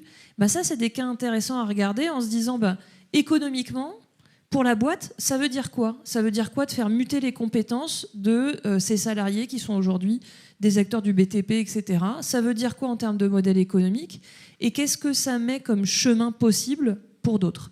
Par contre, j'ai une conviction, et je m'arrêterai là, c'est que on ne peut pas demander à des entreprises toutes seules de faire cette transformation, et que donc du coup, ces espaces de dialogue doivent vraiment se transformer en espaces de coalition, ou en tout cas d'acteurs, avec des acteurs privés, publics, associatifs, où on va faire ces projets et où on va se permettre en fait des modèles qui vont nous demander justement un peu d'expérimentation, un peu d'essai, etc.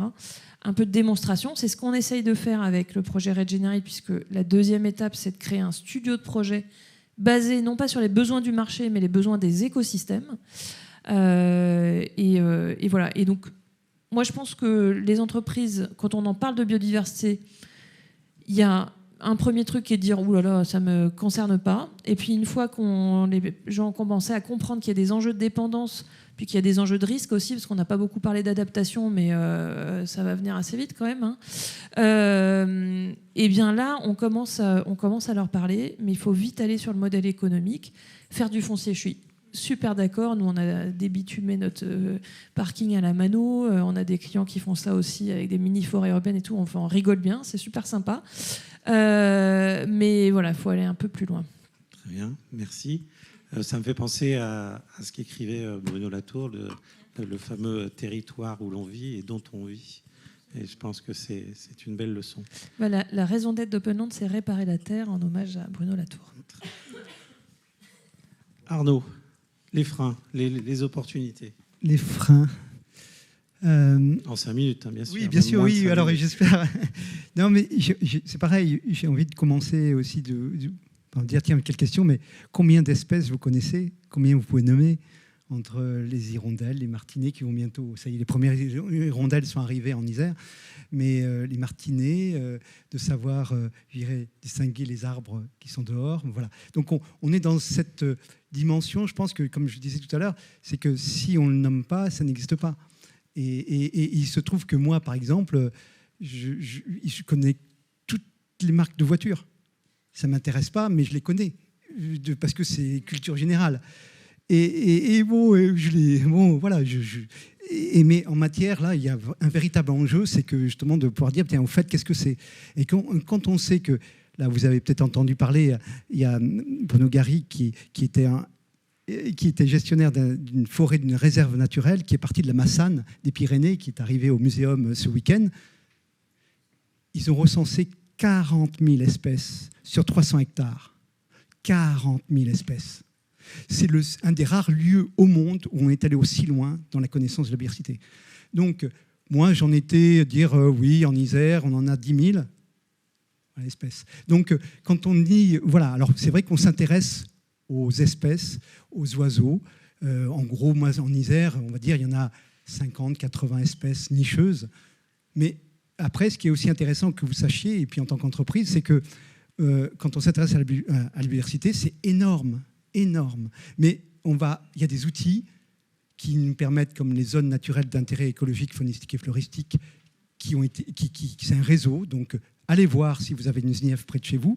Sachez que cette SNIEF, elle a été identifiée par des bénévoles, principalement, parce que les moyens de connaissance aujourd'hui, qui est-ce qui finance la connaissance, à votre avis ? Les entreprises, en partie grâce aux études d'impact. Et j'espère que cette connaissance des études d'impact, ce serait bien de les partager, par exemple. Bon. Et le fait donc cette connaissance, on a un chemin extraordinaire. Et que ce que je voulais dire, c'est qu'on ne peut pas tout connaître. Donc la manière de faire, c'est qu'on va s'intéresser à des espèces phares. Bien sûr, il y a la cigogne, par exemple, il peut y avoir cigogne, ça dépend des régions. Nous, en Isère, c'est le tétralyre, le fameux, je dirais, tétralyre. Donc on a aussi le gypaète, on a aussi l'aigle royal. Bon. Et ces espèces, elles sont révélatrices de tout un écosystème. Parce que c'est ça aussi, on pense écosystème, on pense systémique, tout est lié. Et du coup, c'est en identifiant cette espèce, on va savoir qu'il y a tel et tel intérêt. Donc c'est simplement, il y a cette méthode, et puis après on va s'intéresser à la diversité des habitats. En Isère, on a recensé 700 habitats différents. 700 habitats différents. Voilà. Simplement, c'est extraordinaire. Il se trouve qu'en Isère, enfin, bon, j'irai là où j'habite, c'est que les communes, et puis je pense que ça peut être généralisé, plus une commune est rurale, moins elle a d'argent. C'est logique. Il n'y a pas d'entreprise. Voilà. Mais c'est comme ça. Je ne sais pas si c'est logique, oui, pardon. Mais c'est comme ça. C'est vrai. Mais toujours est-il que, donc, il se trouve, moi je témoigne en Isère, c'est que comment une commune peut se mobiliser pour préserver la biodiversité à partir du moment où il n'a pas déjà de moyens pour les autres actions. Donc sachez ce qu'il en est de ce point de vue-là. C'est pour ça que dans le cadre de la politique espace naturel sensible, pour en revenir, les départements de France, c'est une politique qui est peu connue et il y a d'importants. C'est un budget aussi important que celui du ministère de l'écologie à un moment donné. C'est plusieurs centaines de millions d'euros qui sont consacrés à la biodiversité. C'est une mesure compensatoire. Chacun de vous, vous avez construit, vous avez alimenté ce fonds espace naturel sensible et qui aide les communes. Et en Isère, plus une commune est rurale, plus elle est aidée. Et ça peut aller à plus de 90%. Voilà. Ça, c'est un premier point. Le deuxième point que je voulais couvrir, c'est que... Oui, conclure. Alors, simplement, moi, mon souhait le plus cher à ce moment, par rapport à ça, et en termes plutôt de levier, c'est de prendre la biodiversité le plus en amont possible, et non pas en fin de projet, où ça devient une contrainte. Oh mince, on n'y a pas pensé. Et donc, plus c'est pris en amont, et on va voir que ça va peut être un atout, que ce soit pour une entreprise qui va installer son territoire, de connaître ce qu'il en est. Et donc, du coup, cette connaissance, là, nous, au niveau de la commune, on a fait un ABC, un atlas biodiversité communale. On va bientôt se lancer dans le territoire engagé pour la nature. Et ce document-là, oui, on l'a édité, ce diagnostic, on l'a diffusé à tous les habitants, dans chaque boîte aux lettres. On m'a dit, oh là là, c'est du papier, c'est du papier, c'est du papier. Mais toujours est-il qu'au moins, les habitants, ils sont au courant. Très bien, merci. Franck, donc frein, levier, et puis peut-être aussi quelques mots sur ton expérience en termes de formation. Oui, mais je vais le mettre. Bon, alors, un frein, un levier, et je ne sais pas trop, vous me direz à la fin, quoi. Le frein, c'est l'emboîtement des échelles. On a une difficulté. Alors, nous, on est dans la même région, on peut ne pas se parler pendant des décennies, ça ne gênera personne. Il y a un emboîtement des échelles, c'est-à-dire que et c'est la question du récit que tu évoquais, parce qu'il y a vraiment un sujet autour du récit. Si on ne réinvente pas un récit autour de la biodiversité, on passera à côté. Donc, la mare à côté de l'école, c'est la commune ou la métropole. Si on veut être structurant, il faut absolument qu'il y ait un supracommunal qui aille au-delà de la capacité des élus à dire non à un projet. Et on voit que la région se met en chef de file. Donc il y a un emboîtement des échelles. Ça, c'est nécessaire et c'est en même temps négatif parce que ça donne une cartographie extrêmement brouillée où on ne sait plus trop qui fait quoi. Ça, c'était le négatif. Le positif, c'est la formation. Alors, la formation, tout à l'heure, il a été dit, à l'INET, effectivement, il y a un cycle sup de la transition. C'est sa 3e session. Moi, j'avais suivi ce cycle, parce que je ne suis quand même pas là que par hasard. Il y a un engagement perso. Et du coup, cette formation, c'est le gars qui a fait, je crois qu'il y a 10 000 fonctionnaires cadres qui doivent être formés. Et on s'est répartis, il y a 4 INSET en région. Donc les 4 INSET se coupent la France, Angers, Dunkerque, Nancy et Montpellier. Et Montpellier est chef de file sur la question. Et du coup, moi, j'ai pris la coordination de la formation sur Angers. Et on a une maquette commune. Et l'objectif est de former les cadres des collectivités moyennes, c'est-à-dire de moins de 40 000 jusqu'à 1 000, 2 000, par exemple dans la session que j'ai actuellement, de formation des cadres sur la transition. Et dans notre maquette, on a fait marcher sur les 2 pieds où on traite carbone et biodiversité. l'énergie, One Health. Et on avance sur les deux pieds. Et j'ai une commune comme Notre-Dame-des-Landes qui avait défrayé la chronique, qui se dit, comment je préserve la biodiversité maintenant qu'il y avait un projet qui devait avoir lieu, qui n'a pas lieu. Donc la formation se démultiplie en région. Et ensuite, sur une ville comme Saint-Herblain, on a formé une vingtaine,